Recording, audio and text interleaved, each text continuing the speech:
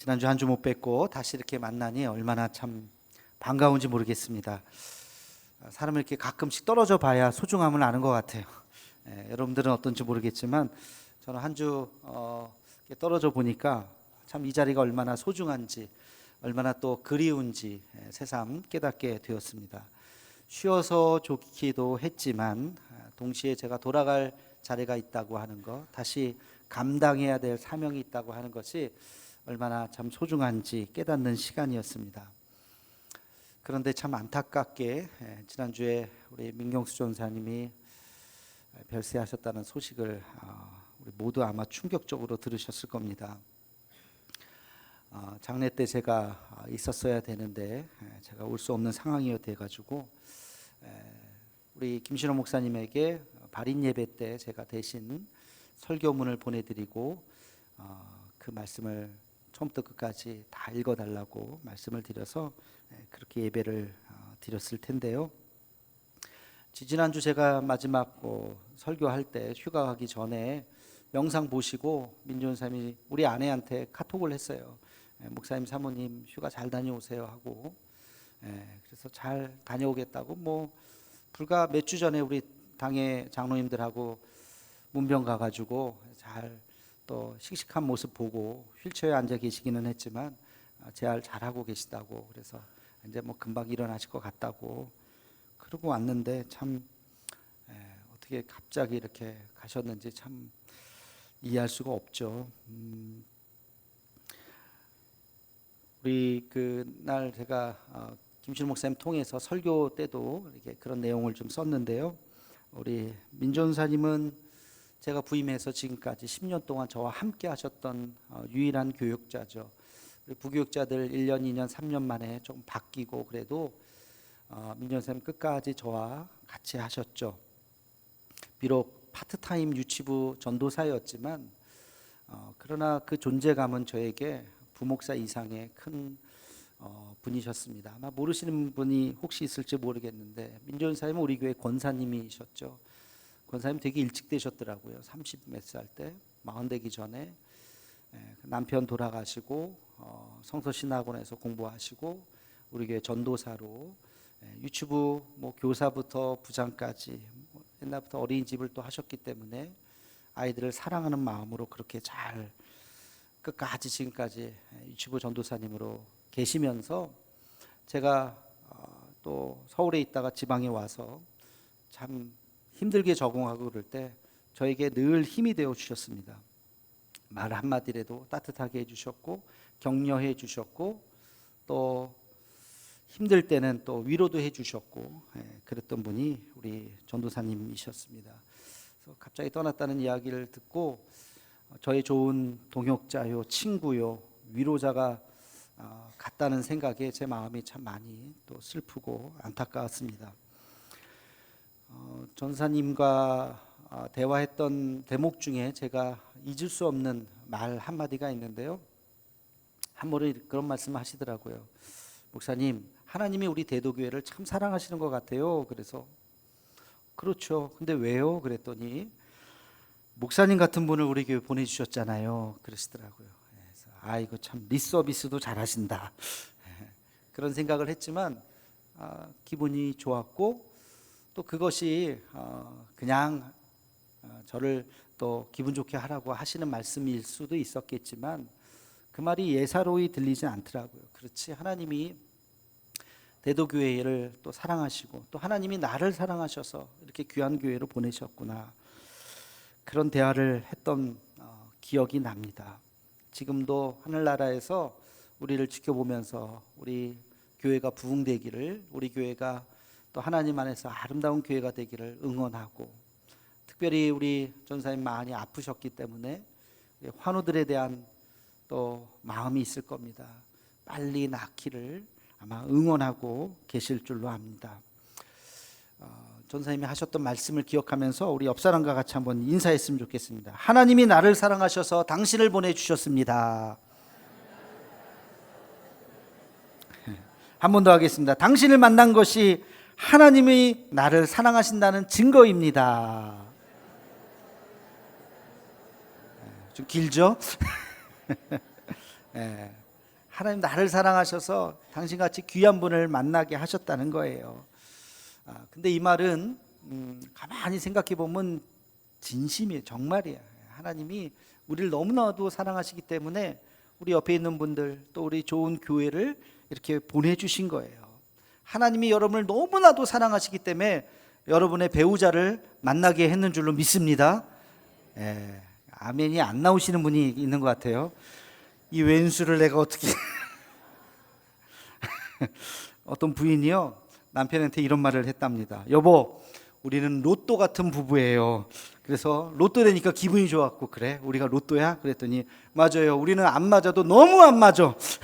이렇게 안 맞은 게 없어. 로또같이 안 맞는다고. 안 맞으니까 하나님이 서로 도와주라고 만나게 하신 거예요. 내가 아니면 이 사람을 누가 거두겠습니까? 그런 마음으로 그 사람이 부족한 게 보이거든 내가 채워줘야지. 그래서 하나님이 나를 만나게 하셨구나. 여러분, 남편 아내 다 마찬가지입니다. 서로의 부족함을 채워주는 부부가 되기를 주의 이름으로 축원합니다. 제가 한 가지 질문해 보겠습니다. 여러분, 하나님을 믿으십니까? 정말 하나님 살아계시다고 믿으십니까? 아멘이죠? 아멘입니다.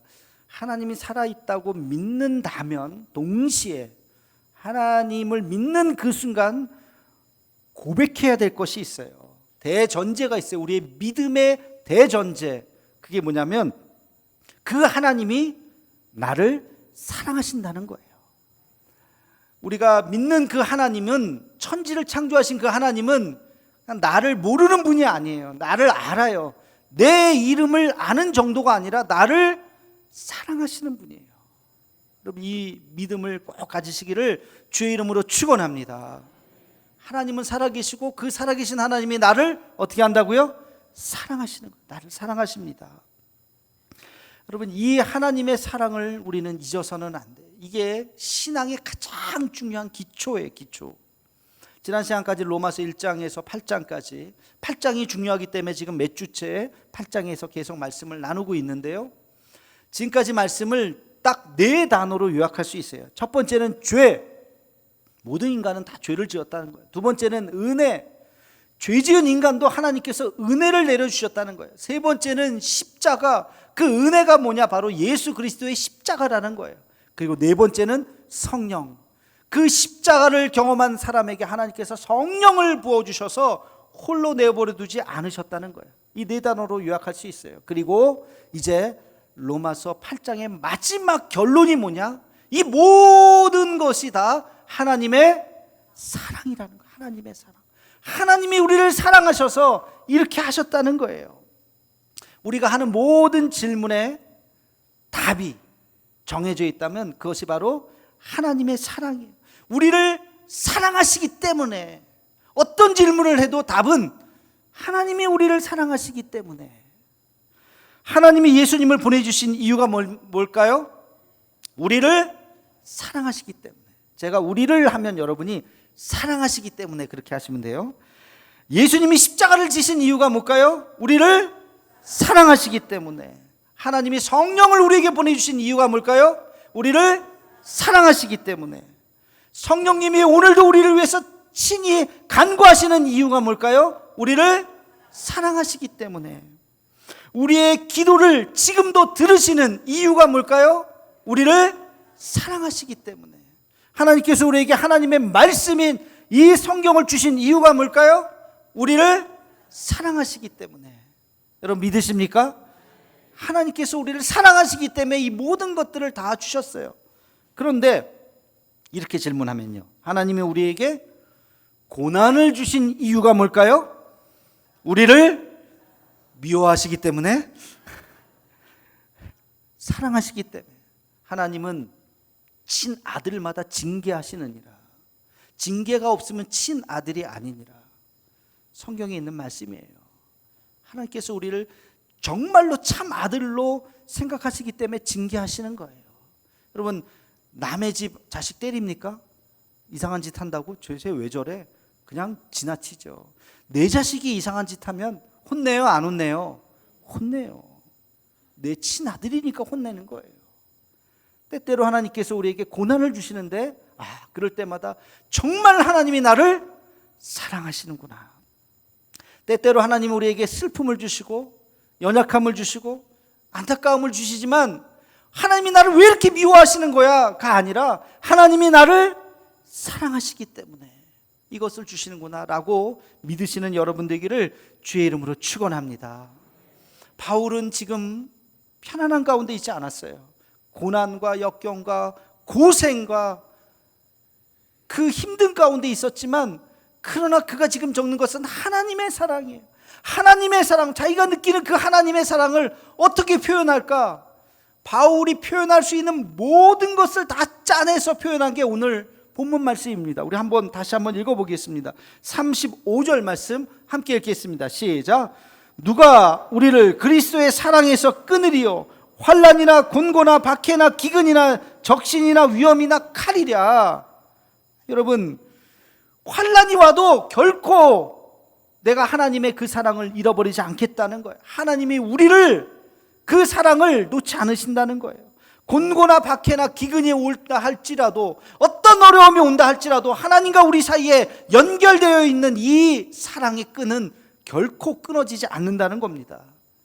계속해서 읽어보겠습니다. 38절 39절 말씀입니다. 시작. 내가 확신하노니 사망이나 생명이나 천사들이나 권세자들이나 현재일이나 장래일이나 능력이나 높음이나 깊음이나 다른 어떤 피조물이라도 우리를 우리 주 그리스도 예수 안에 있는 하나님의 사랑에서 끊을 수 없으리라. 아멘. 얼마나 아름다운 말인지 몰라요. 야, 바울이 이 한 문장 한 문장을 쓰려고 고민을 엄청 했구나, 단어 하나하나에 힘을 엄청 들였구나 하는 것을 느낄 수가 있어요. 제가 이 말씀을 읽다가 유진 피터슨은 이걸 어떻게 번역했을까? 유진 피터슨이라고 하는 작가이면서 영성가가 있어요. 그분이 성경 원어를, 히브리어 헬라 원어를 자기가 사역을 해가지고 번역을 했습니다. 약간 문학적인 표현도 있고요, 의역된 부분도 많이 있어요. 근데 그 표현이 또 굉장히 와닿는 부분이 있어요. 그래서 제가 이 메시지 성경에서는 바로 이 부분을 이 유진 피터슨이 어떻게 번역했을까를 찾아봤습니다. 제가 한번 읽어드리겠습니다. 자막 띄워주세요. 여러분은 어떻습니까? 이처럼 하나님이 우리 편이 되어주셨는데 우리가 어떻게 패배할 수 있겠습니까? 누가 감히 하나님께서 택하신 이들을 들먹이며 그분께 시비를 걸 수 있겠습니까? 누가 감히 그들에게 손가락질을 할 수 있겠습니까? 우리를 위해 죽으신 분, 우리를 위해 다시 살아나신 분께서 지금 이 순간에도 하나님 앞에서 우리를 변호하고 계십니다. 그 무엇이 우리와 우리를 향하신 하나님의 사랑을 갈라놓을 수 있겠습니까? 절대 있을 수 없습니다. 고생도 난관도 징후도 배고픔도 노숙도 위협도 협박도 심지어 성경에 나오는 최악의 죄들도 마찬가지입니다. 나는 절대적으로 확신합니다. 그 무엇도 산 것이든 죽은 것이든 천사적인 것이든 악마적인 것이든 현재 것이든 장래 것이든 높은 것이든 낮은 것이든 생각할 수 있는 것이든 생각할 수 없는 것이든 절대적으로 그 무엇도 우리를 하나님의 사랑에서 떼어놓을 수 없습니다. 아멘. 하나님과 우리 사이에 연결되어 있는 이 사랑의 끈, 그 사랑의 사슬, 그것을 끊을 수 있는 것은 아무것도 없다는 거예요.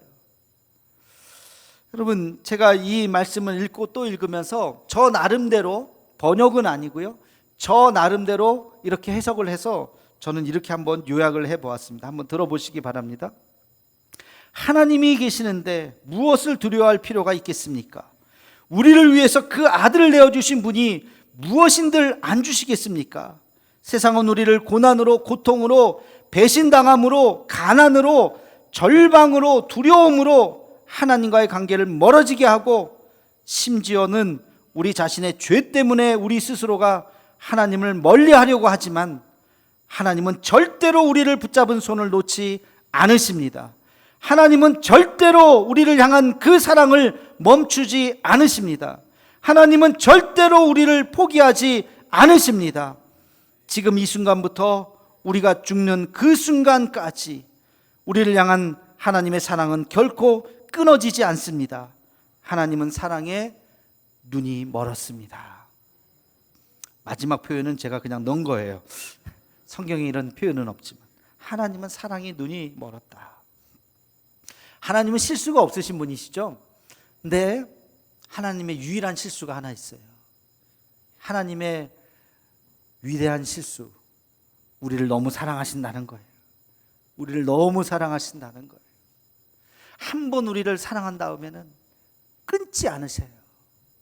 여러분, 우리는요, 살다 보면, 처음엔 좋았던 사람도요, 살다 보면 미워지는 사람이 있어요, 없어요? 싫어지는 사람이 있어요, 없어요? 있어요. 이해할 수 없고 용납될 수 없는 사람이 있어요, 없어요? 있어요. 살다 보면 어떻게 저런 사람이, 아이고 내가 저런 사람 어떻게 알고 지냈나 하면서 미워지는 사람, 싫어지는 사람, 원수가 되는 사람이 살다 보면 있어요. 다시는 보고 싶지 않다는 사람이 왜 없겠습니까? 살다 보면 우리 인간의 소갈딱지는 좁아가지고 품지를 못하는 거예요. 근데 하나님은요, 그 사람까지도 사랑하세요, 안 하세요? 사랑하세요. 하나님 이런 사람도 사랑하십니까? 사랑하세요. 원수 같은 사람도 사랑하십니까? 사랑하세요. 지금 감옥에 있는 어떤 사람도 사랑하십니까? 사랑하세요. 이게 하나님의 치명적인 약점이에요. 하나님은 사랑하지 않는 사람이 없어요. 우리는 아유 이 사람, 아유 저 사람, 뭐 싫어하는 사람이 살다 보면 나타나는데, 하나님의 사랑은 한계가 없다고, 끝이 없어요. 내가 여기까지는 사랑하는데 이 이상은 안 돼? 그게 없어요. 하나님 끝까지. 근데 가만히 생각해 보세요. 하나님의 사랑에 한계가 있었다고 생각한다면 하나님이 여러분을 끝까지 사랑하셨겠습니까? 가끔 보면, 언론에서 보면 녹취록이 터졌습니다 있죠. 막 끝까지 난 안 했습니다 부정하다가 어떤 사람이 녹취록이 나왔어요, 영상이 나왔어요, 그러면 인정할 수밖에 없잖아요. 그럼 부끄러워서 또 죄를 인정해요. 그 목소리 들어보면 딱 그 사람 목소리예요. 아유 근데 지금까지 거짓말을 했네, 안 했다고.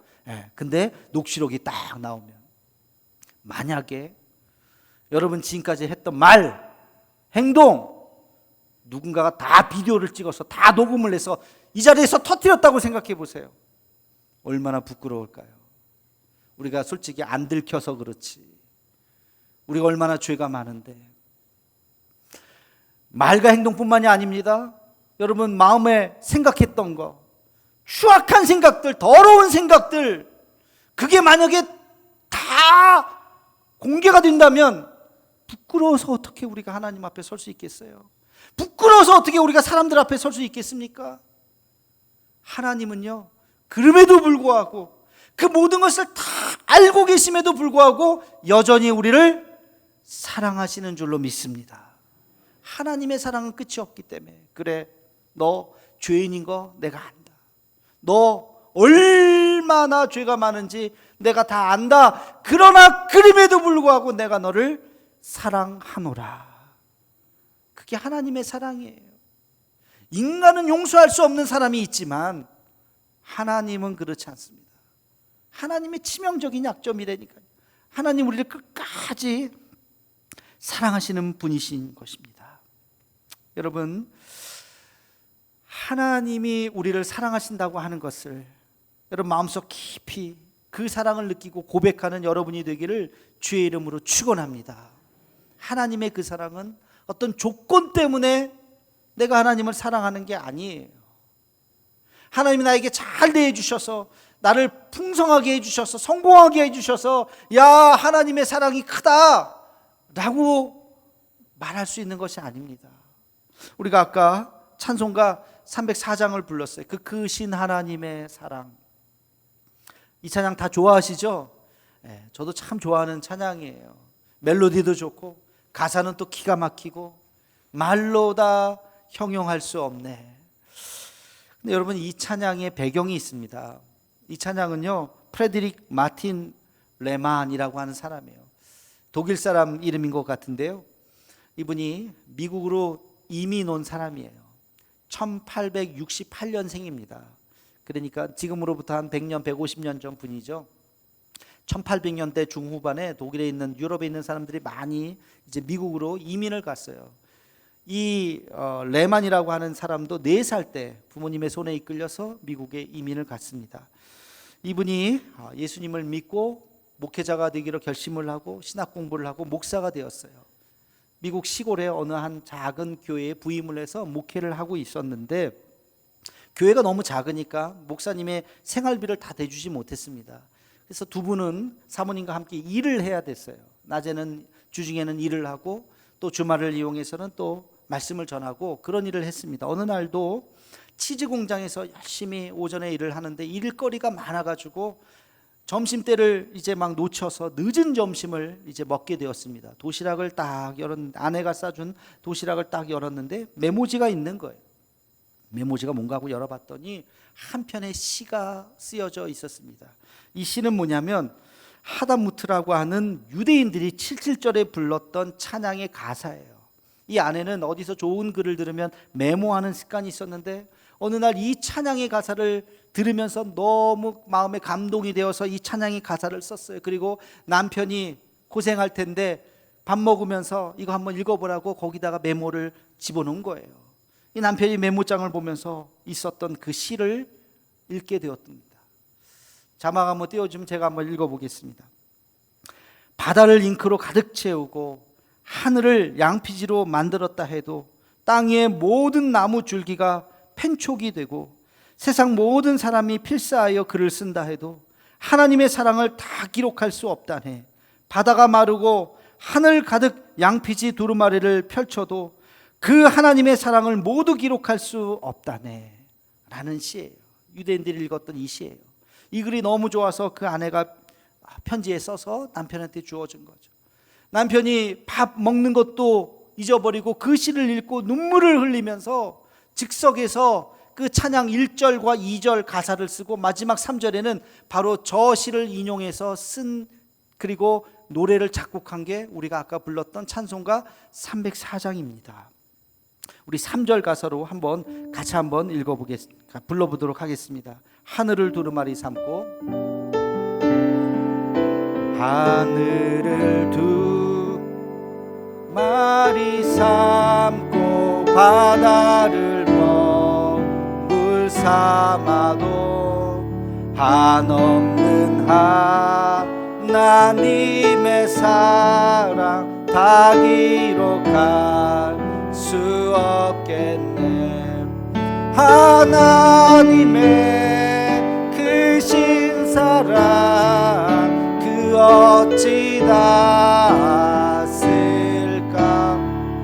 저 하늘로 비싸도 채우지 못하리. 하나님 크신 사랑은 증량 다 못하며 영원히 변치 않는 사랑 성도여 찬양. 하나님 크신 사랑, 하나님 우리 함께 손을 들고 찬양합시다. 증량 다 못하며 영원히 변치 않는 사랑 성도여 찬양하세. 할렐루야. 아멘. 이 찬양의 노래가 쓰여지게 된 배경을 제가 말씀드렸어요. 근데요, 제가 이 사연을 가만히 읽고 보니까, 아니 도대체 어느 구석에서 하나님의 사랑을 느꼈던가. 이분이 뭐 큰 교회 목사님인가요? 이분이 아주 무슨 유명한 목사님인가요? 제가 이분의 이름을 지금 2번 말씀드렸는데도 여러분 잘 기억을 못할 거예요. 이분이 누군지도 몰라요. 저도 이번에 알았어요. 이분의 이름을. 유명한 분도 아니에요. 대단한 분도 아니에요. 교회가 생활비를 다 주지 못해서 일을 해야만 목사 노릇을 해야 되는 분이셨어요. 아내와 남편이 함께 같이 일을 하면서 싸준 도시락을 먹어야 되는 분이었다고요. 그럼에도 불구하고 이분은 이 시를 읽었을 때 하나님의 그 크신 사랑, 하나님의 그 크신 은혜 하면서 눈물 흘리면서 이 노래를 작사 작곡을 했던 것입니다. 어느 대목에서 하나님의 사랑을 느꼈을까요? 고난과 역경도 하나님의 은혜구나 하고 하나님의 사랑을 느꼈던 것입니다. 여러분, 하나님의 사랑은 절대 조건이 아닙니다. 여러분, 잘 나가시고 돈 많이 벌고 승승장구하면 야, 하나님 나를 사랑하시는구나, 그것 때문에 하나님의 사랑을 느낀다면 진정한 하나님의 사랑이 아니죠. 하나님의 사랑은 조건이 아니에요. 내 마음속에 강같은 평화, 강같은 은혜, 내 형편과 처지와 관계없이 하나님께서 나에게 부어주시는 그 은혜를 느낄 때 이것이 하나님의 사랑이구나 하고 고백할 수 있는 우리가 되기를 주의 이름으로 축원합니다. 예전에 100가지 감사를 적어본 적이 있어요. 20개까지는요 신나게 적어요. 모두 주셔서 감사하고, 뭐 주셔서 감사하고. 20개 지나고 나면 다 썼어요. 더 이상 뭐 주신 게 없어요. 쓸 게 없어요. 뭐가 감사한가? 그때부터 진짜 감사가 시작되더라고요.